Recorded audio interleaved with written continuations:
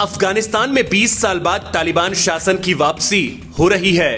कई देश अमेरिका के फैसले और आतंकवादी संगठन की आलोचना कर रहे हैं और प्रदर्शन कर रहे हैं। इस बीच कुछ देश तालिबान के साथ खड़े नजर आ रहे हैं। इनमें पाकिस्तान, रूस, चीन और तुर्की जैसे देश शामिल हैं।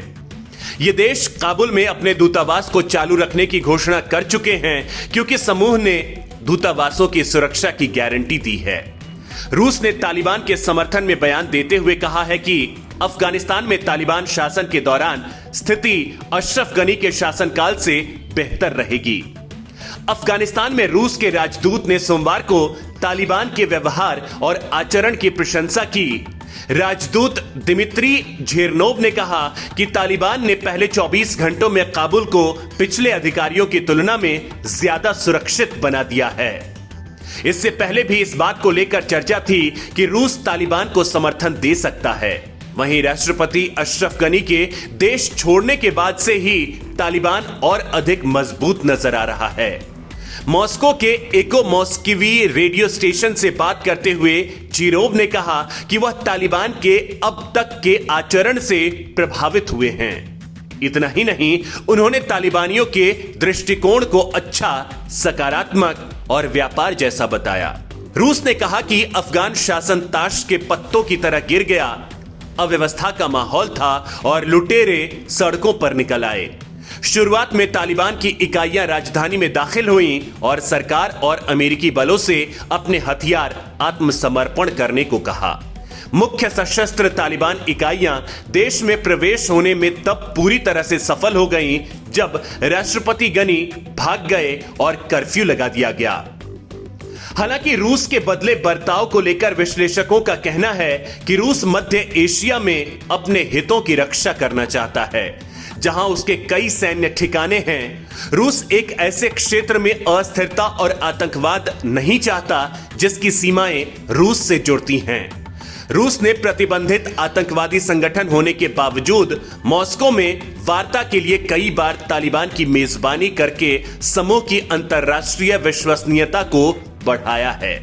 जुलाई में रूस के विदेश मंत्री सरगेई लावरोव ने तालिबान को एक बड़ी ताकत बताया था और वार्ता में बाधा के लिए अफगान सरकार को दोषी ठहराया था।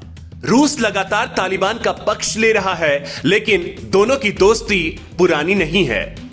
यह वही रूस है जो 80 के दशक में अफगानिस्तान पर कब्जा कर अफगान मुजाहिदीन को कुचल रहा है।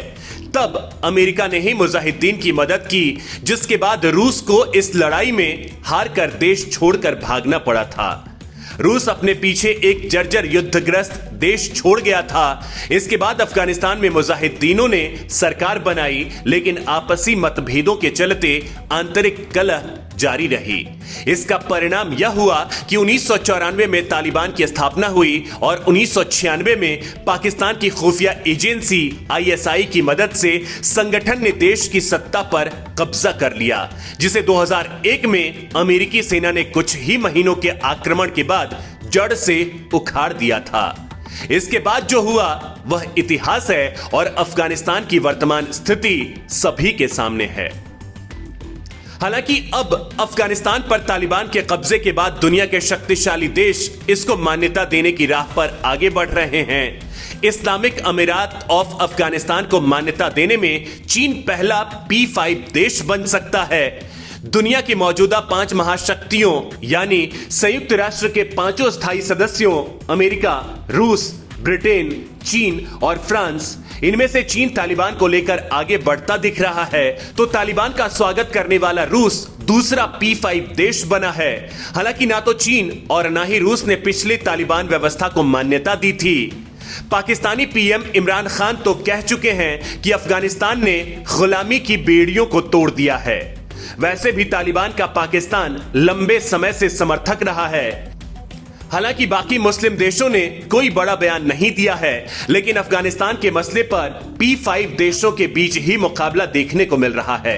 एक ओर अफगानिस्तान मसले पर अमेरिका की आलोचना हो रही है, वहीं दूसरी ओर चीन और रूस आगे बढ़ रहे हैं। हालांकि इस बीच एक्सपर्ट भारत को चीन और पाकिस्तान से सजग रहने की सलाह दे रहे हैं।